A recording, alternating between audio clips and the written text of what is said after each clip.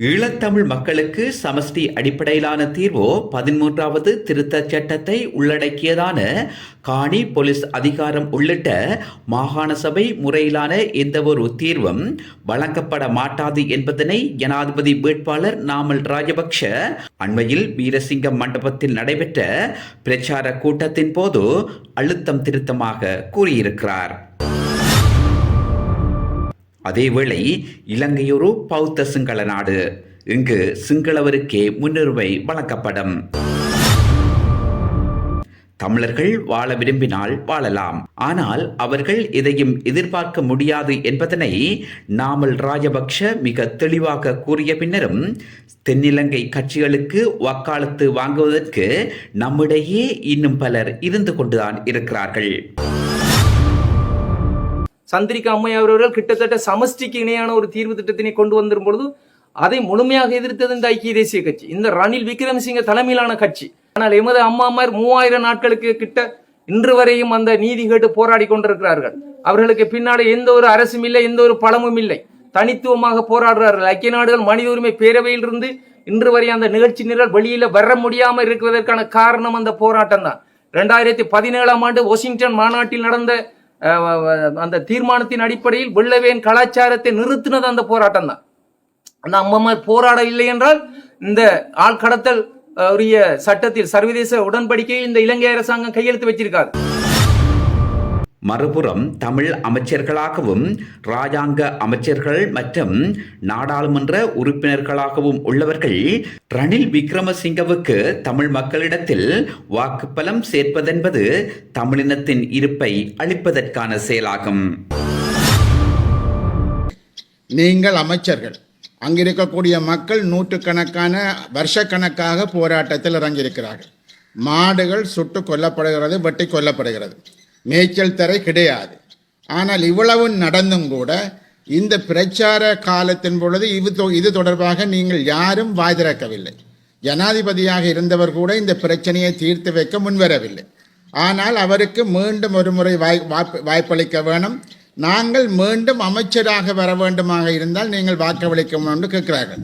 நான் கேட்கிறேன், நீங்கள் அமைச்சராக இருந்து தமிழ் மக்களுக்கு கிழக்கு மாகாணத்தில் நீங்கள் என்ன சாதனைகளை புரிந்திருக்கிறீர்கள்?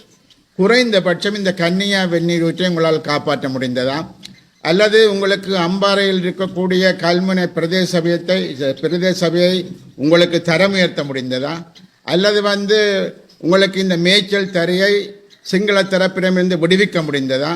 அந்த பண்ணையாளர்களை காப்பாற்ற முடிந்ததா? அல்லது யாழ்ப்பாணத்தில் உங்களுக்கு கடல் தொழில் அமைச்சராக இருக்கக்கூடியவரால் இந்த கடல் பிரச்சனையை தீர்க்க முடிந்ததா? இன்று வரை இந்தியாவிலிருந்து வரக்கூடிய நூற்றுக்கணக்கானோர் கைது செய்யப்படுகிறார்கள். எங்களது மீனவர்களுடைய போட்டுகள் அடிக்கப்படுகிறது, நொறுக்கப்படுகிறது, கடலில் வீழ்த்தப்படுகிறார்கள், சாகிறார்கள். இப்படி பல பிரச்சனைகள் நடந்து கொண்டிருக்கின்றது. வலைகள் அழிக்கப்படுகின்றன. தமிழ் மக்களிடையே வடக்கு கிழக்கென பிரதேசவாதங்களை விதைப்பதன் மூலம் சாதிக்கப் போவது என்ன என்கின்ற கேள்வியை எழுப்புகின்றார் முன்னாள் நாடாளுமன்ற உறுப்பினர் சுரேஷ் பிரேமச்சந்திரன்.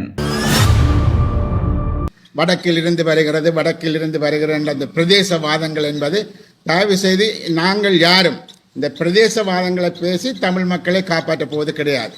வடக்கு கிழக்கில் தமிழ் மக்கள் ஆதிகாலம் தொட்டு வாழ்கிறார்கள். அவர்கள் ஒன்றாக வாழ விரும்புகிறார்கள்.